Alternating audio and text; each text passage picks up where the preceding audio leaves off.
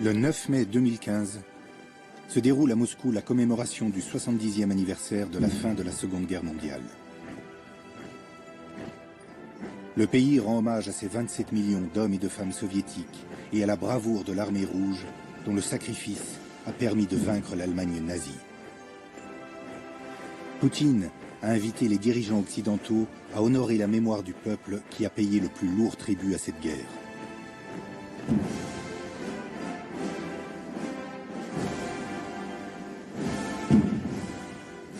Humiliation suprême, pas un seul chef d'État de l'Ouest n'a fait le déplacement.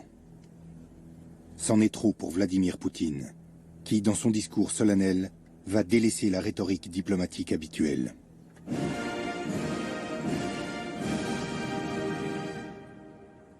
Уважаемые граждане России, дорогие ветераны, здесь проходили крупнейшие по количеству войск и техники решающие битвы Второй мировой. Была создана Организация Объединенных Наций, сформирована система современного международного права. Однако в последние десятилетия все чаще стали игнорироваться базовые принципы международного сотрудничества. Мы видели попытки создания однополярного мира. Видим, как набирают обороты силовое блоковое мышление. Все это подтачивает устойчивость мирового развития. И нашей общей задачей должна стать выработка системы равной безопасности для всех государств. Слава народу-победителю! С праздником! С Днем Великой Победы! Ура!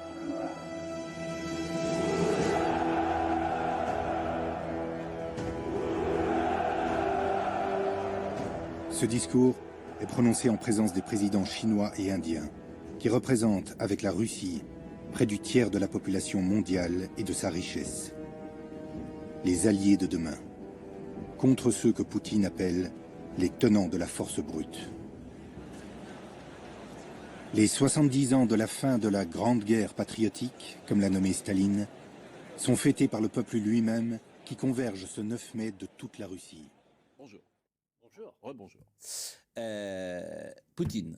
Poutine, on attend son discours. Alors, je ne sais pas si on va le retransmettre entièrement ou pas, pour tout vous dire. C'est une hésitation que nous avions tout à l'heure, parce qu'on se demandait combien de temps ça durerait. Et forcément, peut-être faudrait-il attendre un peu avant qu'il dise des choses essentielles. Mais on dit qu'il pourrait déclarer la guerre.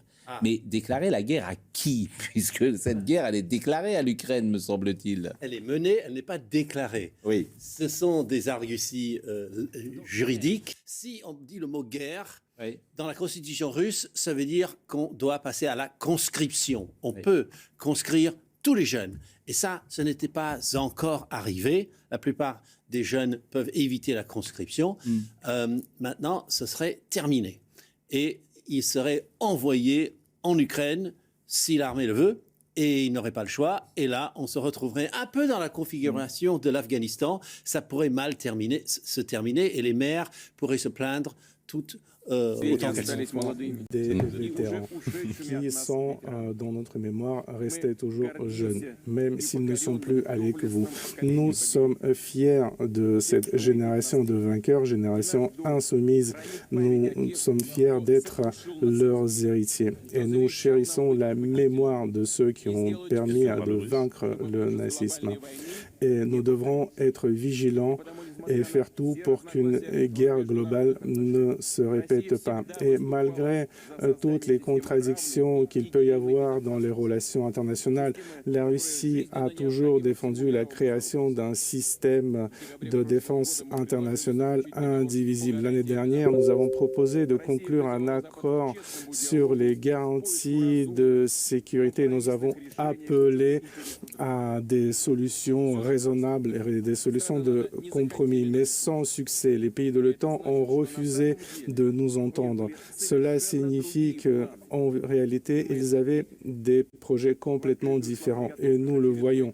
La préparation ouverte était en cours pour une opération punitive dans le Donbass et pour une reprise de nos terres historiques comme la Crimée. Et Kiev commençait à parler de se procurer l'arme nucléaire et préparer une attaque sur nos territoires. Cela a créé une menace inacceptable à nos portes, à nos frontières. Tout a montré que le combat avec les néo-nazis, avec les banderossi, sur lesquels ont misé les États-Unis et leurs satellites, était inévitable. Nous avons vu le déploiement des infrastructures internationales militaires, l'arrivée de conseillers militaires, les livraisons des armes les plus modernes depuis les pays de l'OTAN. Le danger grandissait chaque jour. La Russie a mené une frappe préventive et c'était une décision contrainte et une décision qui est venue à temps et une décision inévitable, une décision d'un pays indépendant et souverain.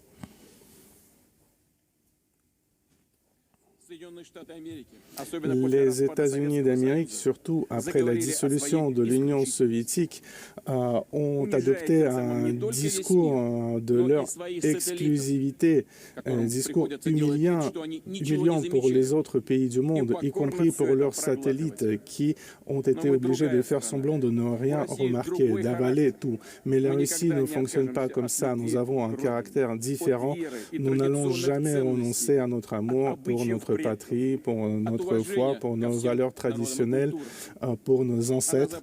Nous n'allons pas abandonner le respect pour les autres pays et cultures, des valeurs qui apparemment ont été supprimées dans les pays de l'Occident.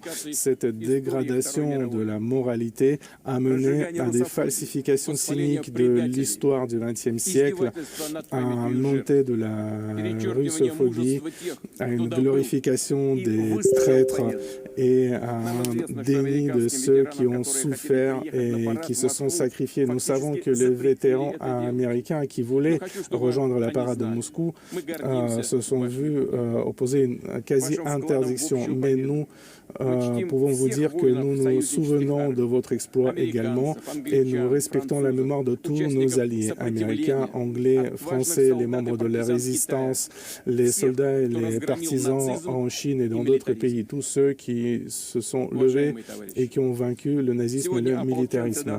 Chers camarades, aujourd'hui, les milices du Donbass, avec à leur côté l'armée russe, se battent pour défendre leur patrie. En mémoire de Monomakh, Potemkin, Suvorov et Brusilov, les lieux où se sont battus jusqu'à leur mort les héros de la grande guerre patriotique comme Vatutin ou Pavlichenko.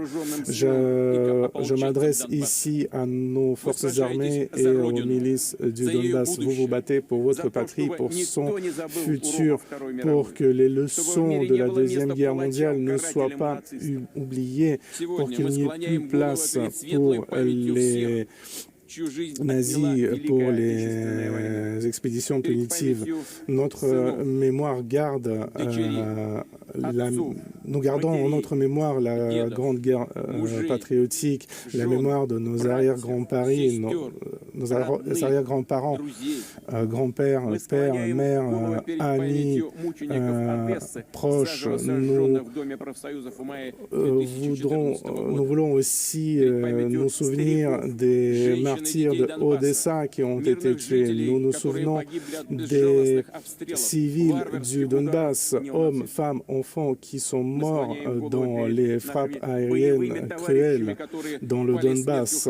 Nous nous souvenons de nos camarades de combat qui sont morts dans le combat pour la Russie. Je déclare ici maintenant une minute de silence.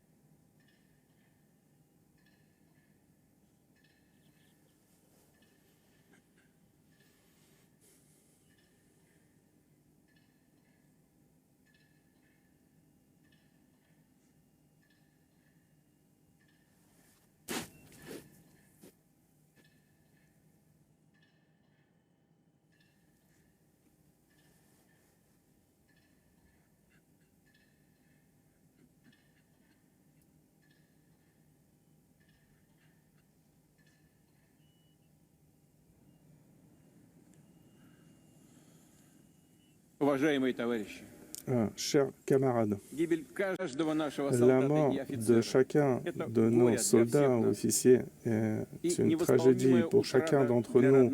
C'est une perte qui n'est pas compensable pour chaque famille, l'État, les régions, nos entreprises, nos organisations non gouvernementales feront tout pour aider les membres de la famille, surtout les enfants de nos camarades décédés.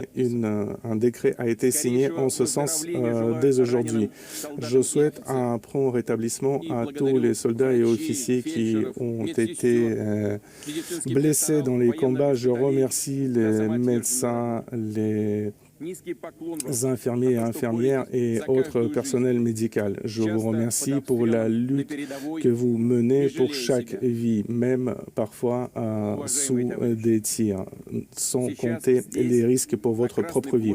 Chers camarades, ici même aujourd'hui sur la place rouge, nous sommes ensemble avec des soldats et officiers de toutes les régions de notre grand pays, y compris ceux qui viennent tout juste d'arriver ici du Donbass, directement depuis la zone des combats. Nous nous souvenons comment des bandes de terroristes internationaux ont été utilisées contre nous pour semer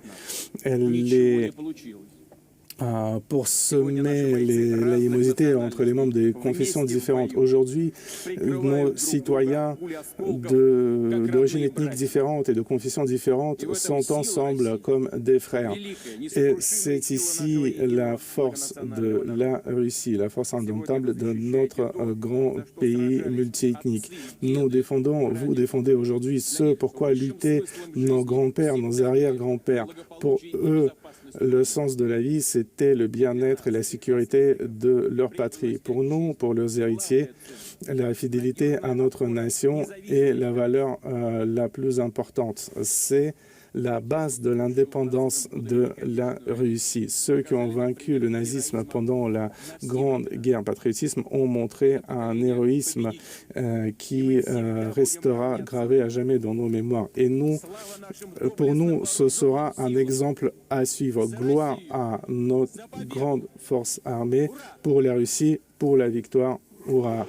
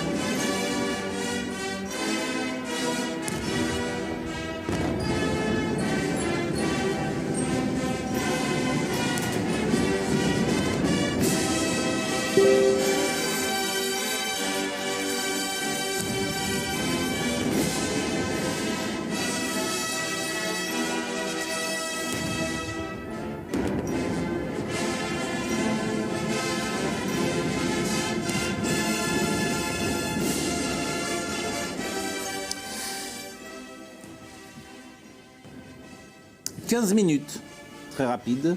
Qu'est-ce que vous retenez, Harold Iman? Il n'a pas déclaré la guerre. Ah oui? Il n'a pas déclaré la guerre.